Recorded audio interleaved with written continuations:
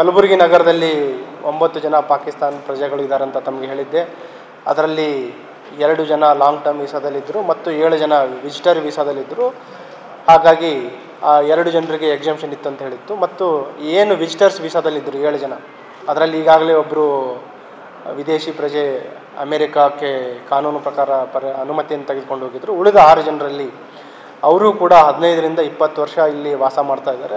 ಮತ್ತು ಬಂದ recent guidelines ಏನೇನಿದೆ ಅವರಿಗೆ FRRಲಿಂದ ಬಂದ ಕ್ಲಾರಿಫಿಕೇಷನ್ ಪ್ರಕಾರ ಯಾರು ಲಾಂಗ್ ಟರ್ಮ್ ಆಗಿ ಈ ವಿಸಿಟರ್ ವೀಸಾದಲ್ಲಿ ಇದ್ದು ಅದು LTV ಎಕ್ಸ್ಟೆನ್ಷನ್ ಅಂತ, ಲಾಂಗ್ ಟರ್ಮ್ ವೀಸಾ ಎಕ್ಸ್ಟೆನ್ಷನ್ ಅಂತ ಕನ್ವರ್ಟ್ ಆಗಿದೆ, ಅವರಿಗೂ ಕೂಡ.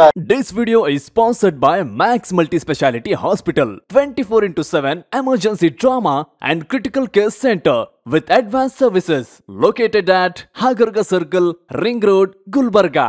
कल्याण कर्नाटका का पहला मैट्रिमोनियल ऐप, यहाँ मिलेगा आपका परफेक्ट मैच। क्या आप अपने जीवन साथी की तलाश में हैं? Call now 08047363399. Download the Janta Matrimony app. ರಿಯಾಯಿತಿಯನ್ನು ನೀಡಲಾಗಿದೆ. ಆ ಹಿನ್ನೆಲೆಯಲ್ಲಿ ಇಲ್ಲಿಂದ ಯಾರೂ ಹೊರಡುವಂಥ ಅವಶ್ಯಕತೆ ಇಲ್ಲ ಅಂತ ಗೈಡ್ಲೈನ್ಸ್ ಬಂದಿದೆ. ಹಾಗಾಗಿ ಅವರಿಗೆ ನಾವು ತಿಳಿಸಿದ್ದೀವಿ, ಯಾರು ಹೋಗೋ ಅವಶ್ಯಕತೆ ಇಲ್ಲ ಅಂತ ಹೇಳಿದ್ರು. ಯಾರು ಹೋಗೋ ಅವಶ್ಯಕತೆ ಇಲ್ಲ. ಒಬ್ಬರು ಅನುಮತಿಯನ್ನು ತೆಗೆದುಕೊಂಡು ಅಮೆರಿಕ ದೇಶಕ್ಕೆ ಹೋಗಿದ್ದಾರೆ.